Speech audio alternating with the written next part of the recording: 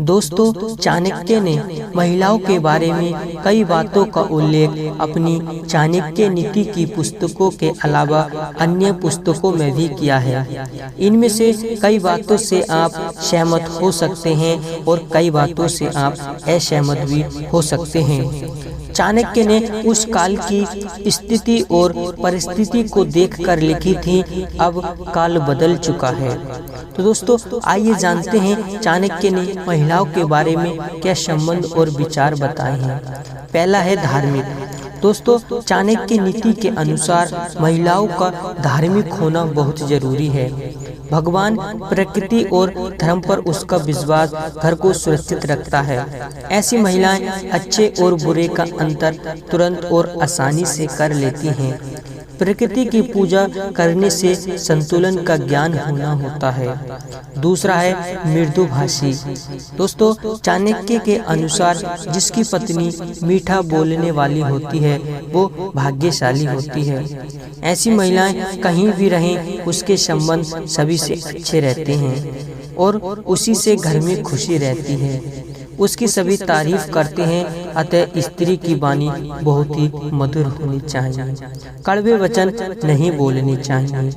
तीसरा है बचत। दोस्तों, चाणक्य नीति के अनुसार जो महिला धन संचय करना जानती है उस परिवार पर अचानक विपत्ति आती है तो उसके परिवार को हानि नहीं होती है।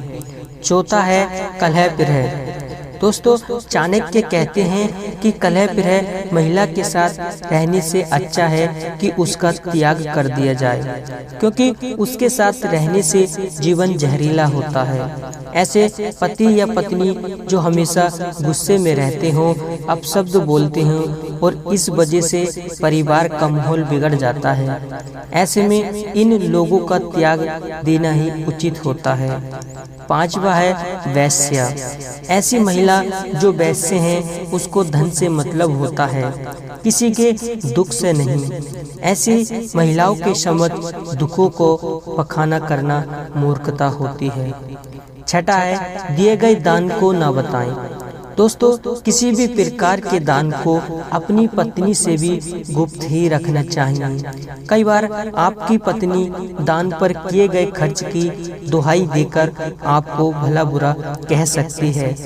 साधुभाई अपमान को छुपा कर रखें। चाणक्य कहते हैं कि पति को कभी भी अपने साथ हुए अपमान के बारे में नहीं बताना चाहिए, क्योंकि बाद में जब पति पत्नी के बीच छोटी बात पर भी विवाद होता है तो पत्नी इस अपमान का ताना देने से चूकती नहीं है।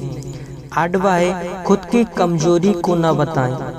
आचार्य चाणक्य कहते हैं कि यदि पति के अंदर कोई कमजोरी है या उसकी कोई कमजोरी है तो उसे अपनी पत्नी को नहीं बताना चाहिए। यदि आपकी पत्नी को आपकी कमजोरी पता चल गई तो वो अपनी बात मनवाने के लिए आपकी कमजोरी पर ही प्रहार करेगी।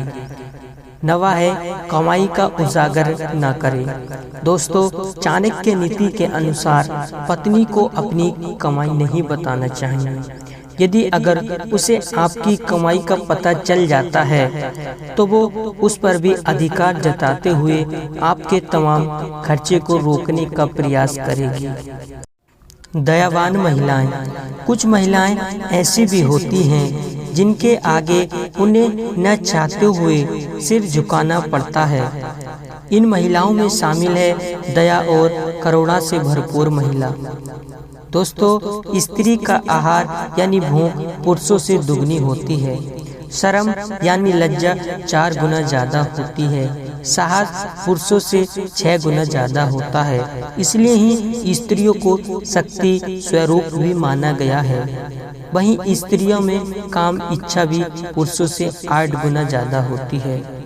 तो दोस्तों, आशा करते हैं कि आप सभी को ये 10 विचार जरूर पसंद आए होंगे।